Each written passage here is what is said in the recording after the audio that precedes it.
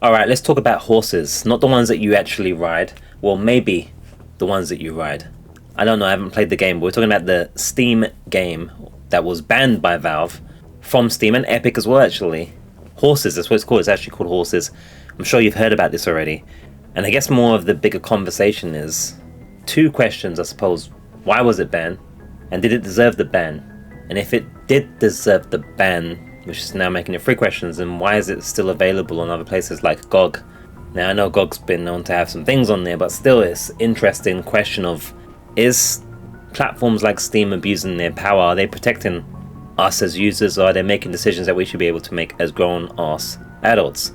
And it's difficult to kind of have this conversation because, to be honest with you, we don't really know what it's been banned for, and I haven't played the game personally, but what I've seen of reviews and such, as I said, it's available on GOG, it's suggesting that it's not really justified at all. In fact, it's been almost described in reviews and stuff as quite funny in a disturbing kind of way. Now, in the times that we're in, I have to say it doesn't mean a lot to say that the media is fine with it or not, because they are fine with a lot of weird things. You know, Netflix has got a lot of weird stuff that goes on that people accept and what have you. So in these times, it's not a responsible response to say that it's available here and there, that means it's fine. I don't know or not. I've heard people accusing it before even knowing about it or playing it of having some PDF files things going on, you know. It's hard to say because people who now are anti censorship will be probably wanting even more to support the game even more because of that. As you can see here, there's a lot of reviews here that are positive on GOG for this game. You don't get positive reviews on GOG as easily as Steam, believe it or not. Especially if there's anything that even resembles the idea of paying for something. I'm joking. But you can see here there's nothing that suggests that there's a major thing. There's no jump scares, no chases apparently. It's a psychological horror. I think there was a suggestion that a child was riding an adult as a horse, and that might be what some people have decided is a PDF file material. I'm not going to say the word because, you know, but I think you know what I mean. But I guess the question is, if it's not clear cut and we can't find clear, that's my materials for research for other video, if we can't find clear reasons as to why it's been banned other than our review found violations of the Epic Games Store content guidelines, specifically the inappropriate content and hateful or abuse content policies. That's so broad. What does that even mean? You got games where you're like, you know, getting your head chainsawed off in, like, say, Resident Evil 4. That could be considered inappropriate content. Certainly hateful on the part of the guy that's doing it to you, and abusive, absolutely. So, like, it's such a broad thing, and obviously you got to make your own calls in that way. But like, did Steam and Epic overreach here, considering some of the things that they do have on their platform already?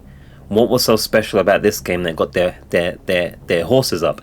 If you've played this game as well, please share with us in the comments what the heck is the big deal, as in that's got Steam and Epic so freaked out.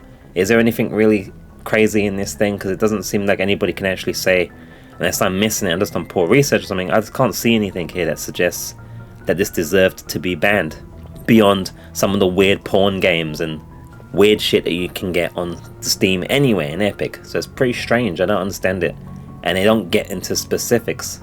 If you're trying to get your game on Steam, and it can make a difference sometimes between success and failure, it's pretty wild to get banned, your stuff banned in such a way without really specifically saying. In the articles I've read about it, the developers claim that they didn't get anything specific, and they removed a lot of stuff already as it is, and then still got rejected.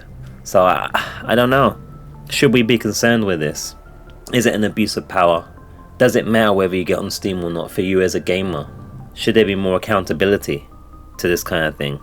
Or is GOG just a delinquent platform? I don't know. I like GOG. You get some retro stuff on there that you can't get anywhere else, and they, you know, make sure you play some games that have otherwise would be gone forever. But I mean, look, this here is some naked dude, and the guy's riding him as a horse. I mean, I just call that a very, very weird Saturday, and very weird. Not exactly bannable. There's nudity in it. I mean, there's nudity in movies. Speaking of movies as well, it makes me think, are we still in a stage where gaming is kind of inconsistent in terms of dealing with adult subjects? Now, me personally, you know, I prefer separation between porn and, I should say corn, innit? Pornography and art per se, or movies, what have you. I think they're different things. I don't want to see I want to see smut in my stuff, but obviously everyone has a different definitions of what smut is.